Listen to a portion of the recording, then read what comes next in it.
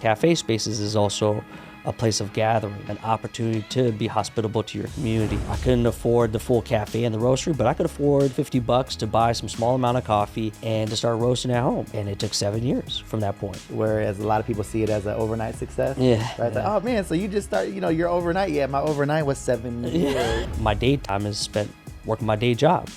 But my weekends is doing the coffee. And I knew on that path that my heart was actually in it. It's okay to dream big, but it's also okay to start small. For sure. And as long as you're moving in that direction towards your goal, that's a win. Unrealized dream is just a dream that's still being worked on. If it is about profit, I think that loses its joy pretty quickly, right? It's common that wealthy people are not necessarily the happiest people. Building something from the ground up takes vision, but building something that impacts people's lives, that takes purpose. If you're an entrepreneur, a creative, or someone just chasing a dream that feels bigger than you, this conversation is for you.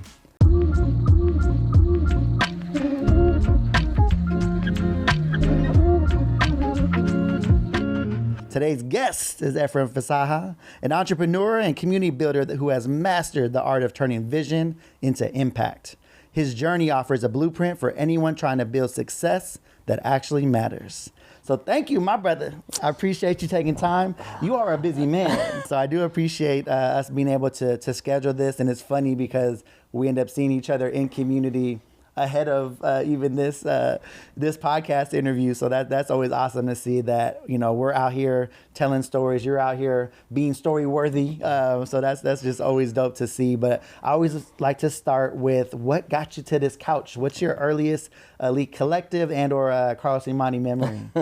Well, first, that's super generous. Honestly, I'm standing on the shoulders of many that have done this better than I have, and I'm constantly learning from others around me. And so I'm fortunate to be in a community that has been just tremendously supportive of my wild dream, Shoot, Elite Collective, I would probably say that the first time was during the pandemic, during the height of struggle for us, just really trying to figure out how to provide a space for our community.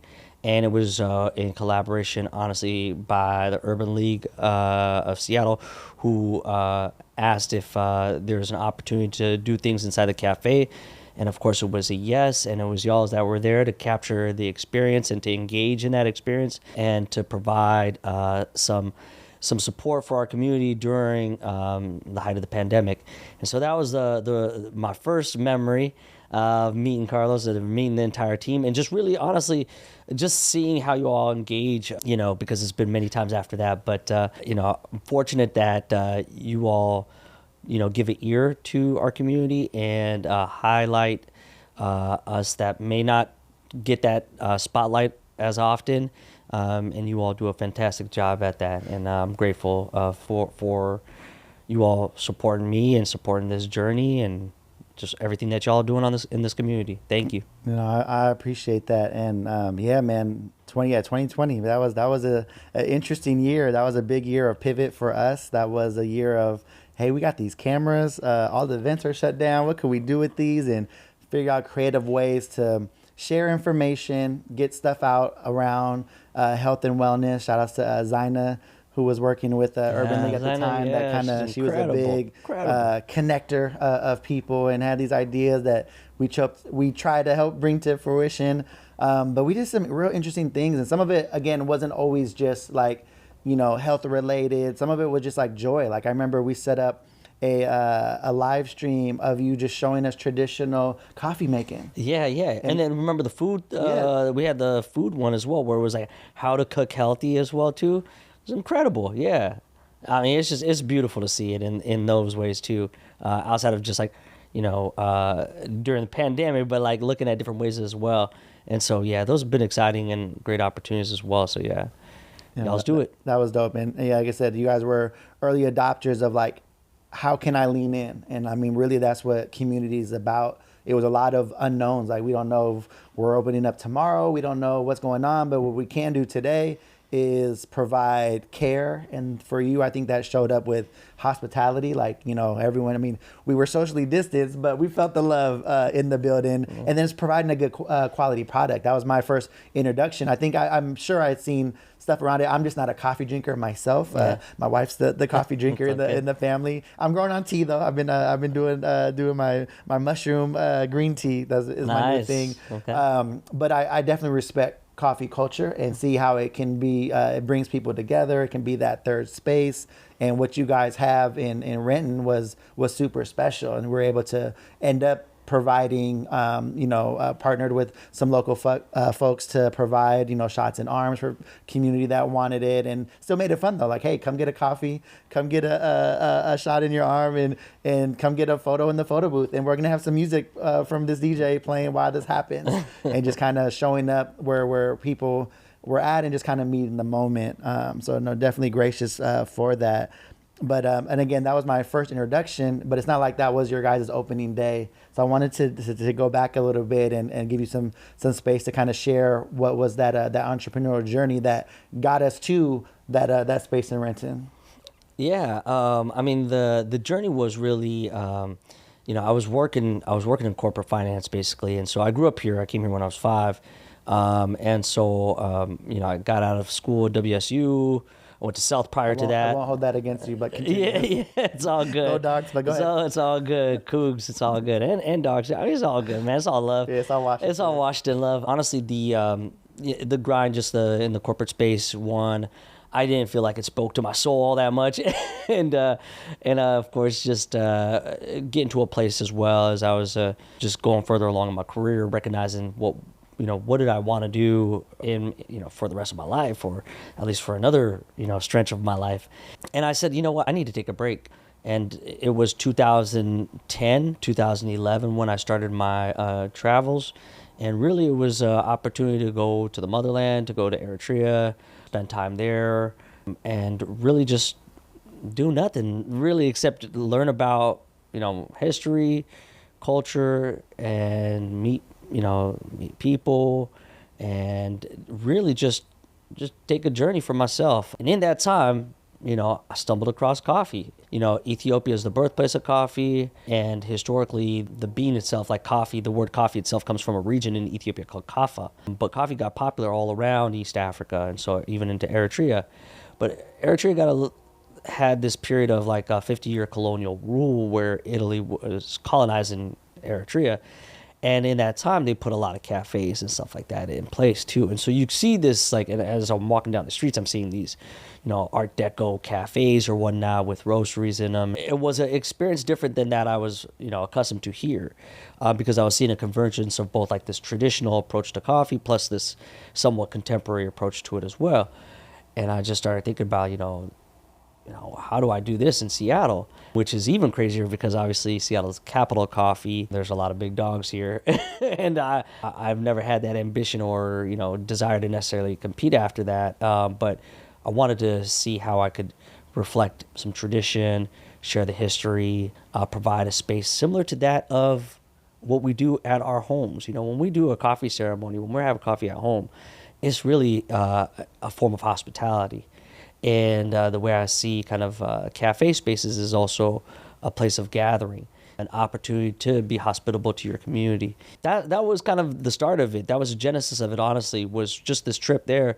And then, coming back, I started my journey into how to make that possible, which was its own challenge, of course, for many reasons.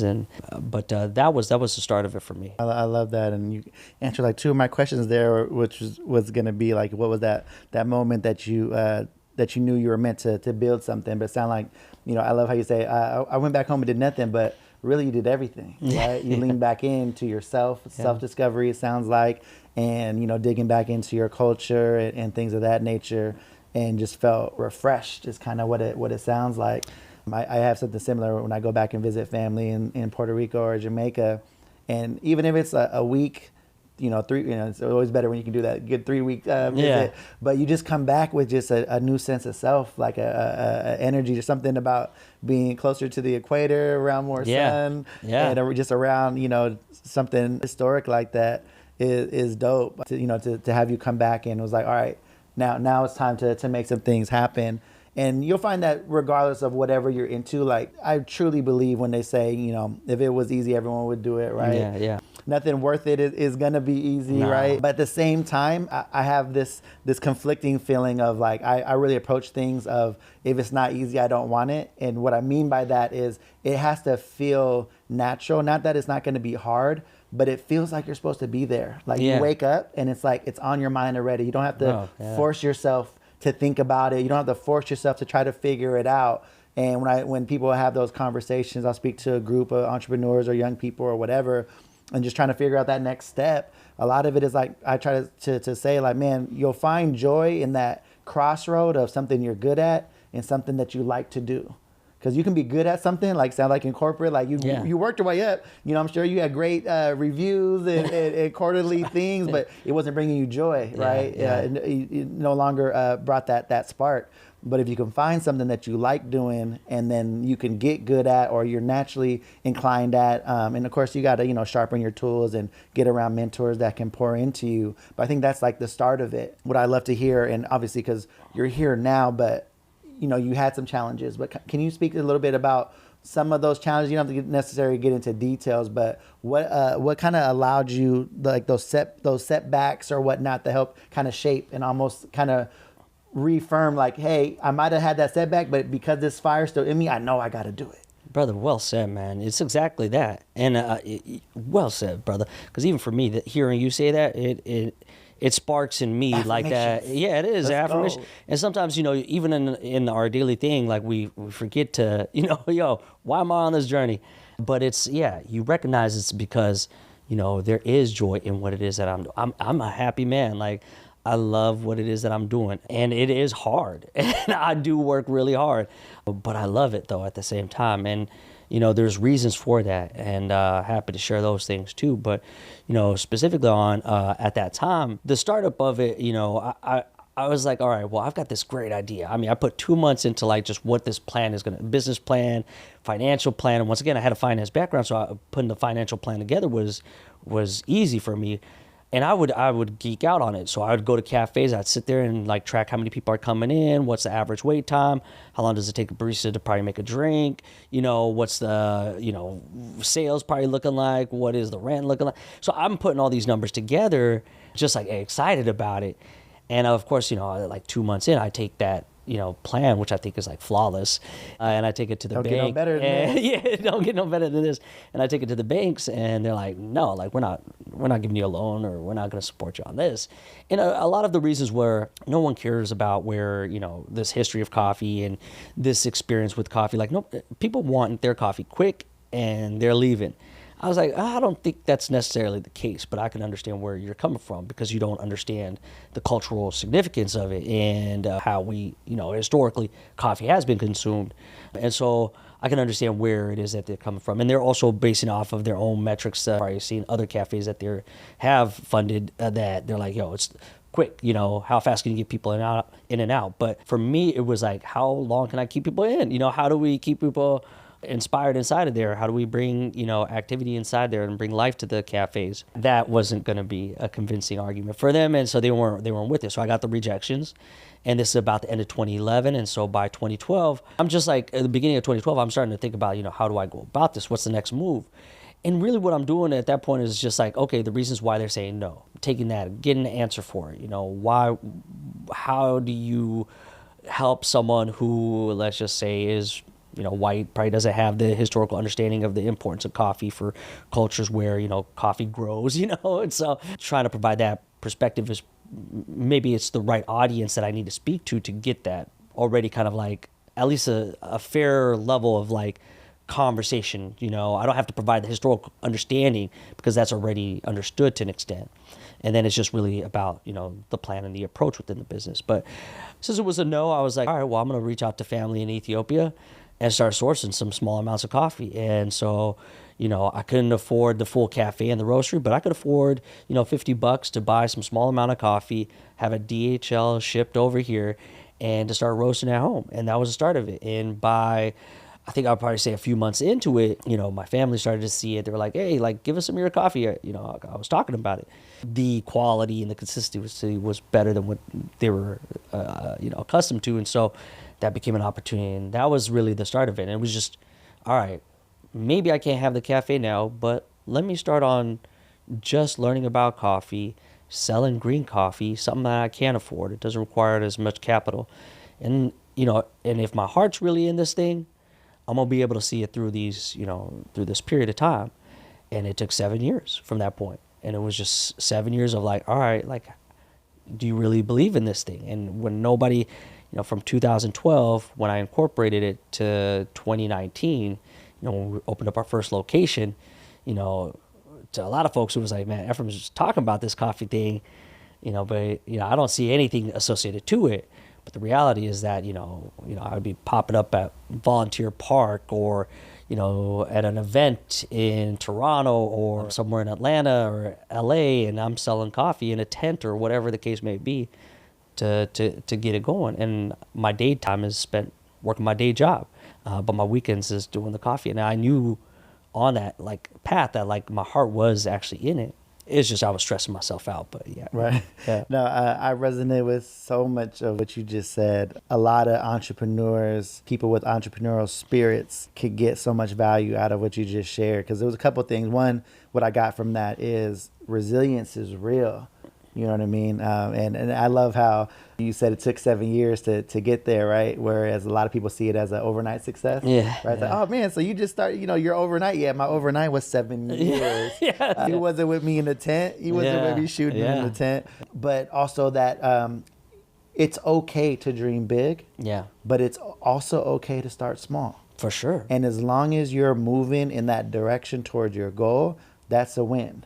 Right? When you stop moving, when you second guess yourself, when you let detractors and all those things kind of seep in and prevent you from forward progress, that's really the only loss that is there, because unrealized dream is just a dream that's still being worked on. Right? Yeah. I love that because it's just the reality of it. And you're like, okay, I can't have this big thing, but here's what I can do. And I love how, the family, because I'm sure family is interesting, families and friends, right? Where it's like, they're your biggest supporters, but also your biggest haters sometimes at the same time. Like we usually, like mama's going to be with you no matter what. Yeah, but you got that uncle that's a hater. Or the auntie for sure. that's it's not going to be. Yeah. But low key, they're like, but can I get some? Yeah. And then, once you win them though, then you're on. Yeah, it's very true. Basically they just don't want to be made a fool in front of their friends. Right, yeah. But once they try it and they can vouch for it, they'll be, your biggest supporters and loudest ones out there. That's very true. You got to not let them aunties talk you out of the dream that could have happened. That's dope to see though. But again, what I got out of that is you have your idea. And then the other thing was, don't quit your day job. Yeah. There's nothing wrong with keeping your job, even if it doesn't bring you the ultimate joy. Yeah. You gotta eat, you gotta pay your rent, you gotta do these things. But if you really love it, you'll find the time. It's like, is it going to be Netflix or is this going to be this business plan? Yeah, exactly. You know what I'm saying? Is it going to be doom scrolling or is it going to be like, all right, what farmer's market can I be at this weekend? 100%. And, for 100%. Us, a lot of times that's what it was, even with the Elite Collective. Like I started off doing photography and I just never said no. Yeah. Like, people was like, oh, can you shoot food? Like, sure. I spent 2 weeks in my kitchen shooting food, trying to figure out lighting and whatnot for, their kind of thing, and then go and shoot a menu, and then that's their menu pictures for 3 years, right? That's things awesome. Like that. What happened, for me from that perspective, and same deal where, hey, can you do our video? Can you do our graphics? Can you do our website? It's like, sure, we're going to figure it out. And either I'm going to learn how or I'm going to find a team member that can do that route. And that's kind of how the Elite Collective came together. And, we started small. A lot of our big clients that we're supporting in these galas and things we started off doing like a photo booth. Yeah. Or I was just doing event photos. And it was like, oh, you guys do that too? And, that's how a lot of those things start. And it's like, one is, you got to take ego and pride out of it. Because part of it's like, man, how do you not know? We're the most amazing thing ever. And it's man, no problem. You just don't know yet. Yes, we can do that too. And then a lot of them, those relationships build over time where they trust us with their storytelling, with their event production, with, all those kinds of things. But it all starts from that belief in self and having that resilience where it's like, man, because I started, you started at 11, but I started pre-2008. Like, so I remember that that economic downwind Yeah, where yeah. it was like budgets were just gone. Like people were Yeah. spending. They're like, Yeah. oh yeah, do photos here and Yeah. 3-day shoots here, 72 grand, no problem. Yeah. Like, okay, let's do this. And Yeah. then all that got shriveled up. And it's like, okay, gone. we're going to have to pivot. So like when COVID happened, it's like, man, we was tried and true where it was like, okay, this sucks. We Yeah. don't know how we get out of it, but we know that we can pivot. We know we're going to lean in to community. We're going to talk. We're going to figure it out. And so having those kind of partnerships, those kind of relationships, Yeah. but they start from exactly what you were talking about, where I got this dream, Yeah. I got this resilience. And if it really matters, I'm going to get there. I don't know if it's going to be a day, Yeah. if it's going to be 7 days, if it's going to be 7 years, but we're going to get there. So then tell me about 2019 and Renton. Yeah, I mean, 2019 was really, it was, getting to that point, honestly, was one exercise for sure. But then at that point, I had some realities that I had to face. One was I couldn't quit my job still. And so even though I'm about to open up a cafe, this is January of 2019, I'm about to open up a cafe. So I've got to keep working. I've got to hire a staff. I've got to keep those things going. But there's also some things that I'm feeling less sure about, certain things that I'm going to be coming into this new role as a, employer, as now having a retail space.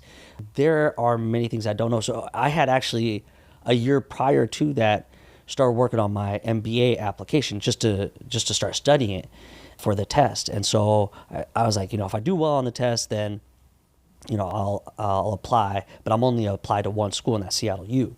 And so I took the test. I did well enough, and then just enough. I applied to SU, and I did well enough to pass and to get into SU. And I started my class the same day I opened up the Renton Cafe in January 7th of 2019. The reason why I started my MBA program was because I definitely still felt like, I'm not prepared. Like, if I could learn some things in the classroom, I'm going to go try doing that, because I don't have the luxury of, effing this up. I've got to go figure it out. So as much information I can learn, I'm going to go do it. So if I got to go take classes, I'm going to go do that. And so, at that point, it was just a culmination of all those things. It was like I was in class, I was starting up the actual retail side, and I was working my full-time job. That's my schedule. And then a few months in, about 3-4 months, there were certain things that I was noticing within the cafes that, like, the team needed me more. I needed to be more present as well. And there were just folks, coming in, wanting to see us and see how things were starting up. And there was things I wanted to incorporate into the program as well, too. And so, I kind of had to say, I got to quit my job. And so, I wasn't getting paid really from Boon Boona up until that point, And even when I did quit, it was like basically minimum wage for me. And so I quit my job, my finance job, and just, took a minimum wage job running Boon Boona, still doing my MBA. And that was, that first year of a small business trying to survive.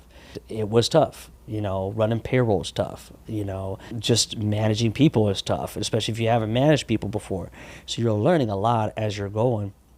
But it really became a test to see, how much do you love this thing, and also prove out your concept. You've worked on it. You've answered as many questions as possible. You've tried coming as prepared as possible to this thing.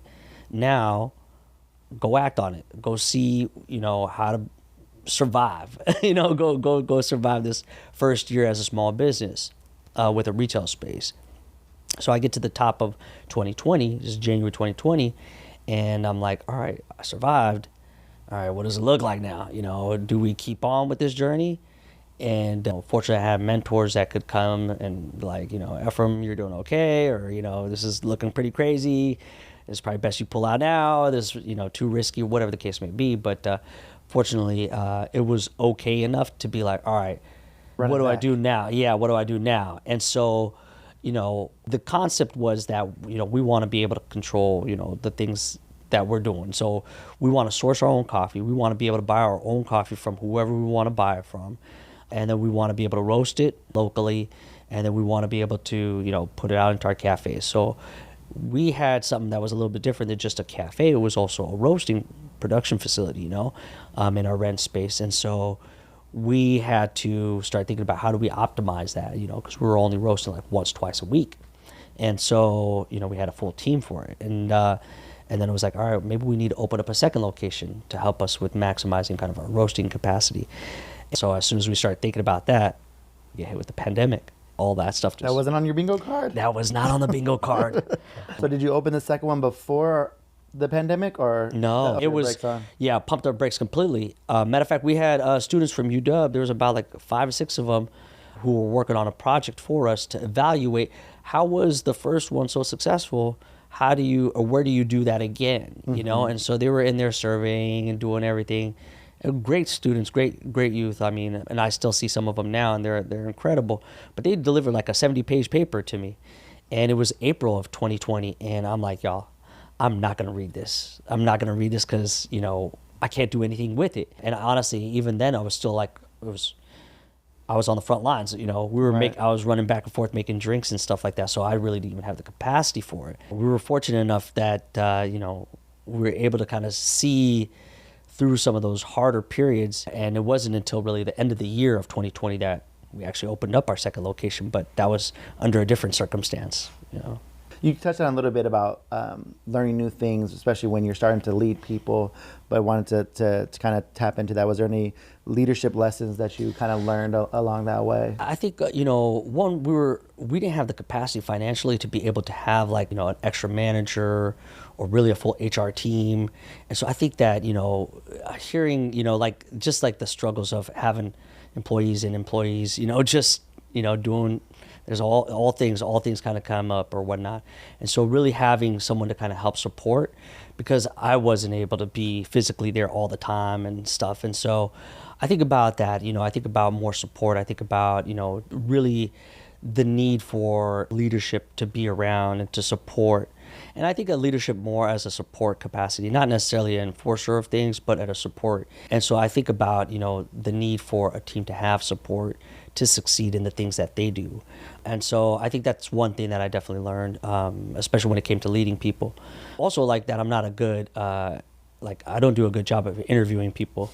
So if someone says oh, I really don't drink coffee, but I drink tea. I'm like, oh, it's all good, man. Drink tea together or whatever. That's, you probably need somebody that can speak to it, that wants to drink coffee, to work in your coffee shop or in a coffee roaster. Right. So things like that, and so recognizing the things that you are good at and things that you're not as good at. And now, fortunately, we have a good team and great people to support us along that. But, that first year and was other definitely... people that do interviews? Yeah.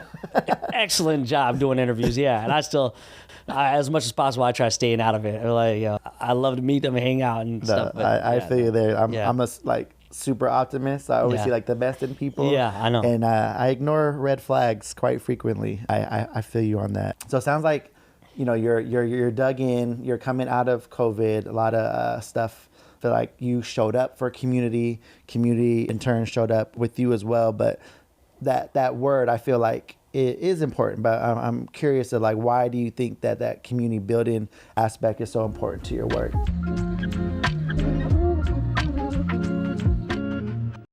Planning a milestone birthday, a high-impact gala, or an intimate wedding? At Small Patrol, we don't believe in one-size-fits-all. We provide a range of tailored creative solutions designed to fit the unique energy of your celebration. Ready to book? Click the link in our bio to view our full-service menu and secure your date.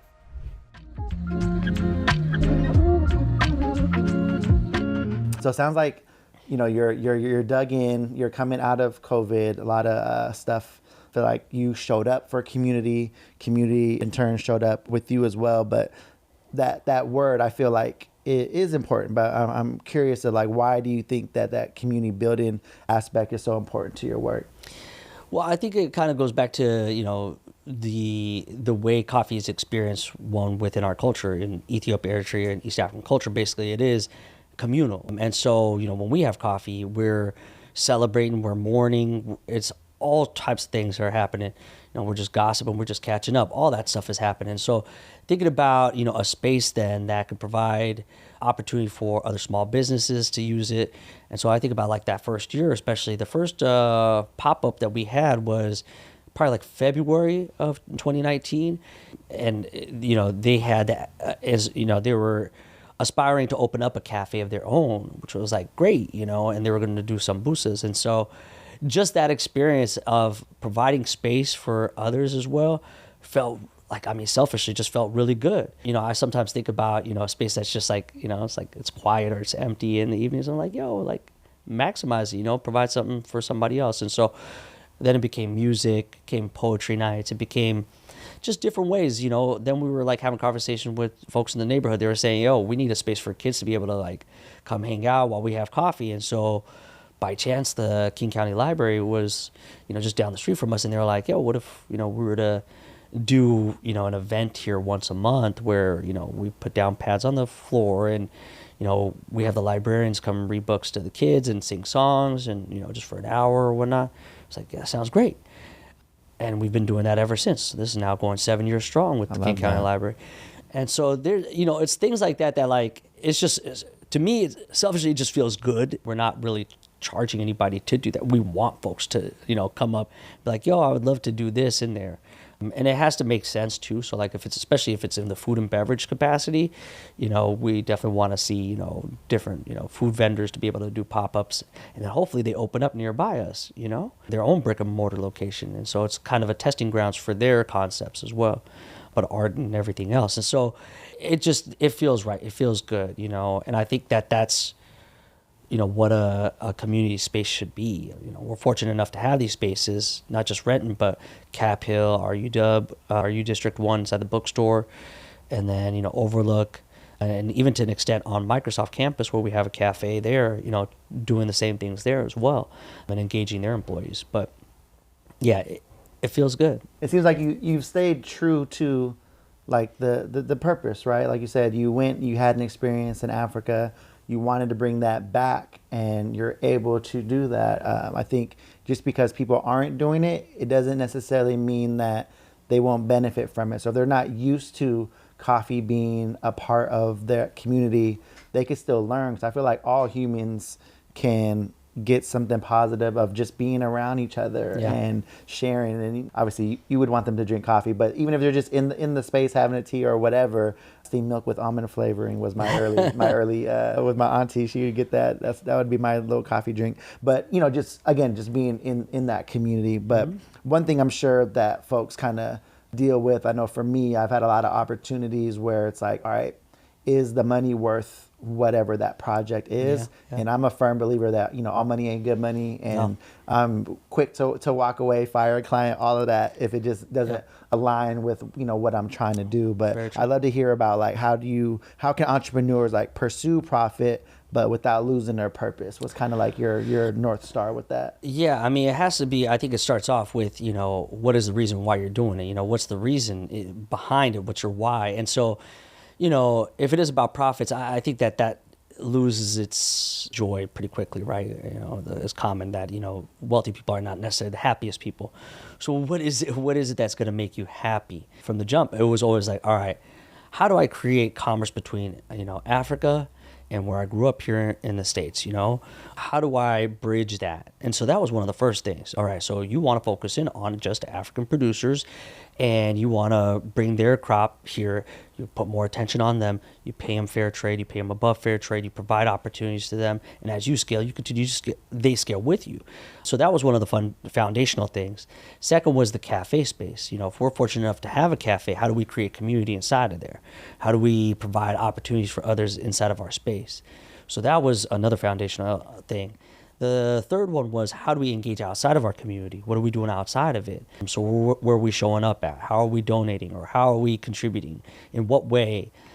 And then number 4, which, you know, is, you know, at the core, we're coffee nerds. And so we like to geek out on our coffee, and we want it to taste good. We want people to enjoy it. And so those were actually the things that it was, you know, a part of that business plan from 2011. About 2 years ago, actually last year, it was about a 6-month process, but I brought those things back for my leadership team to kind of evaluate, and said, yo, are we doing the things that we said we set out to do? You know, are we off track? And it was basically a conversation around, are we doing those things? And what we did was that we even defined them even further, and we're trying to push further inside of each of those things. And so it was about 23, I believe it was 2023, we became a B Corp certified company, which means that we get audited for some of those things. We turned ourselves from just a corporation to a social purpose corporation, which means that we now not only measure based off of financial results, but based off of how our impact, what is our impact. And then as we scale, right, so as we grow, we haven't stopped working with the same partners that we have back in Rwanda or Burundi or Ethiopia, for that matter. It's still holding true. What are we doing inside of our cafes? We always have room for growth, for improvement, and that's definitely something that we're really critical of and tough on ourselves about, because in no way do we feel like we're, reached what it is that we want to see for Boon Boona, but we're gonna keep working on those 4 pillars, and that's how I define them, as 4 pillars. And shoot, if we're doing that, and we're doing it well, then we'll keep moving forward. If we see ourselves like, we ain't going to be able to manifest those things are beyond reach, or it's just not going to happen, there's no reason to continue to pursue it, because then otherwise it's not true to who we are. At the end of the day, you want to sleep well, you want to feel like you're contributing and you're doing the things that you're saying you're doing.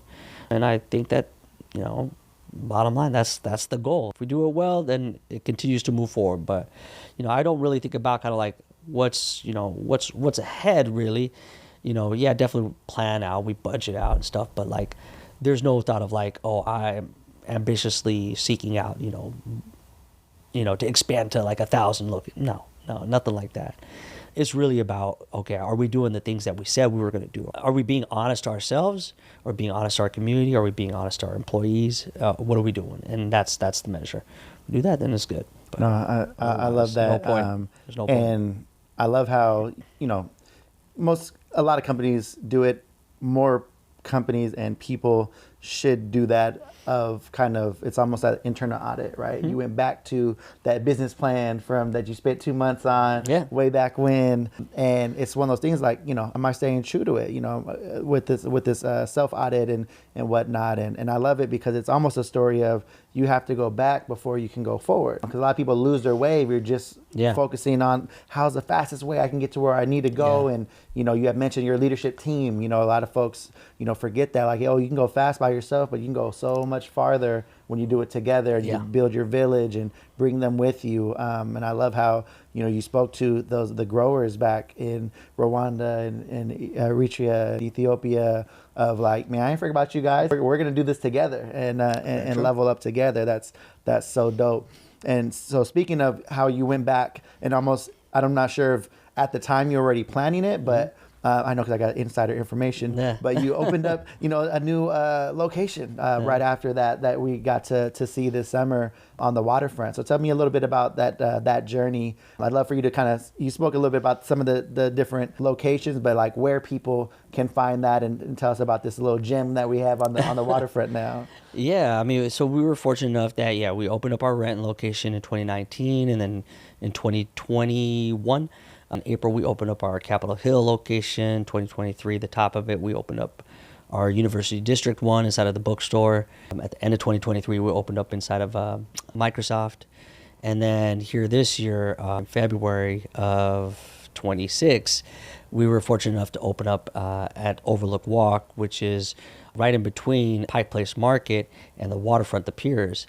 And it's this beautiful park that, really provides a bridge between these places. But it's like, I mean, if you think about, the days of the viaduct and just driving on it and just enjoying the view from it, imagine now doing that just in a park, but then getting to sit down and enjoy an espresso while doing that. It's just a beautiful space. And, we were fortunate enough to kind of, win that bid. We were one of many that had competed in it, and it was really off of, what are you going to provide? What's the experience going to be like? How are you going to share? And, this is, it's such an entry point for so many people into our city. What kind of experience are you going to be providing? And, it was once again on those 4 principles, so, intentionality behind the coffee that we source, engagement inside of that space as well. So we're looking forward to like having events and, really showcasing our city up in that space. how we engage outside. So how are we engaging with our friends at the Pike Place Market? How are we engaging with our friends at the food bank there, at the piers, and so on and so forth? So, outside of the cafe, how do we engage? And then, obviously, going deep on our coffee. Now, we'll be geeking out on coffee, but then we'll also be showcasing the traditional approach of roasting and brewing. So we have a space dedicated to that with its own hood and everything, so that guests coming in will be able to see it and smell it, and then, get a taste of like what it's like being in a Ethiopian and Eritrean household and seeing that traditional experience. So it's things like that we're looking forward to bringing forward there. And it's only been about 3 weeks. It's about to be a month since we opened, and it's been great, just kind of getting established, and a great team that's really been doing a phenomenal job of just getting up to speed and feeling good inside of the space. But it's a beautiful spot, and we're fortunate. We're excited to get to build there as well.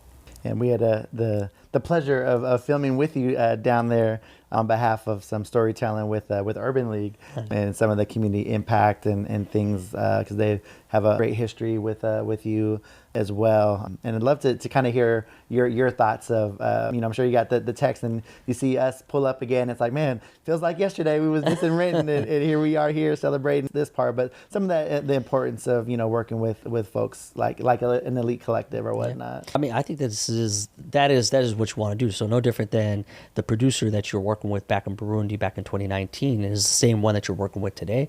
That's exactly what it looks like for Elite as well for us, and Urban League and so on. And so we want to be able to continue, as if fortunate enough to continue to grow. We want to continue to grow with all of our friends in the community that have been on this journey with us. And yeah, having y'all there that day to capture just the feeling of that space was honestly just a great thing. And I'm looking forward to more of it, especially as we prepare for what's going to be a really busy summer, the World Cup, and just, just everything that's going to be happening. It's just such a beautiful space, honestly. So getting to collaborate and build with you all more is definitely what we want to do. So yeah, to more of it. Excellent. No, I love that. And then for folks that want to kind of catch up, I'm hearing you guys are kind of sprinkled around the city. So it's generally wherever you're at, there's a Boon Boona around the corner. But what's the best way for folks to kind of like tap in with you guys to see what's going on where, if they want to catch that poetry reading or they want to check out that FIFA activation, or what's the best way for them to follow? Yeah, definitely social media. So our Instagram, Facebook. So at Boon Boona Coffee is our handle, and then our website as well. But we're fortunate enough to have the 5 cafes that we do. We are also in grocery stores as well, and then on some of the campuses, the corporate campuses around our city as well. More recently, we've just started doing demos and kind of what's called a road show at Costco. And so we've done about 3 of them. You guys post that on your socials? And we post that on our socials. And basically, this is the start of potentially a new partnership or a new opportunity within Costco. I feel like you might need some custom beanies, maybe like Boon Boona roadies for the road show. That's a great idea. I'm terrible at marketing or anything like that. That is a brilliant idea. A little Kirkland on the back. Signature on the back. Let's go. I might have to ask for some permissions on that one. Let's see what we can work out. And then last, I want to get into our quick fire round. So quick questions, quick answers. Just kind of keep it fun and fast. So coffee meeting or boardroom pitch? Coffee meeting. There we go. Yeah, it's funny because in our interview we're setting up for it at your waterfront location, and of course you're in there meeting with some folks about something, and this is like my guy. He's always out there. There's coffee there, and there's business happening. So I always love that. It's such a much more natural, much more comfortable kind of scenario. Honestly, and it feels good. Smells good. Smells good. All of that. Yeah. What's one book every entrepreneur should read? Man, your 2011 business plan? So this one is further back, man. It was probably back in 2011 that I read it, but it's always been one that I did enjoy. And I don't hold me to it, but I think it was Napoleon Hill's Positive Mental Attitude. And it's just about kind of a way of looking at things and engaging with people in a positive mental kind of like approach to it, and more solutions orientated than kind of the fear and scared. And, I think that, when a problem comes your way and how you deal with it, really, being in a really calm state helps you navigate kind of like, all right, well, what options, do I go up? Do I go down? Where do I find that solution at? Because there's solutions for most mostly all problems. I would say, I think it was Napoleon Hill's Positive Mental Attitude, but I'm going to have to double check that. But I think that was it. And I've loved that book. It's just one that kind of always plays back to me because there were certain things that were really fundamental that I really enjoyed and gained from that. But yeah. No, that's what's up. A song that describes your journey. Oh, damn. There are a few because I play them constantly, especially when I'm really in a challenged state or in a positive state. But goodness, it's gonna be well. It's an alley oop. Go for it. I've got one. I mean, I would say the Perfect 10 by Nipsey Hussle was a great one with DJ Mustard, where it's Nipsey's talking about kind of like he went through every emotion to get to where he got through, and the only thing that differentiates him from anybody else is that his willingness to go through those challenges. So I think that when he says that and the way he says it, it just pierces, and I definitely I can relate to that one. And then another one, honestly, just keeping on the West Coast too, is Blessed by Kendrick and Schoolboy Q. Definitely another classic for me. And it's just one of like, just them talking about how blessed, one is and how blessed they are. And I just find that, as you hear someone struggle through things, that they still see the positive side through it. And that's what inspires me. Yeah, that's what's up. Well, I'm a big pun guy, so yeah. I am a big pun guy, but I'm also a big pun guy, which is also a pun, which makes it funny. But grinding. Oh yeah, coffee. Yeah. Come on, that was an easy one. Well, actually, I was gonna say if there's a grinding, because again, heavy West Coast, but for me, it's Dom Kennedy's grinding. There you go. That's one. I love it. Risk taker or calculated strategist? Calculated strategist. Yeah, I don't want to. I think I'm too old now to, really get too crazy. You got people, you got kids. You got employees you're responsible for. You've got a family you're responsible for. So yeah, there needs to be a healthy appetite for risk, but your plan needs to have risk mitigation. Yeah, I would Google agree. and ChatGPT that one. My young folks. Yeah. If you weren't an entrepreneur, what would you be?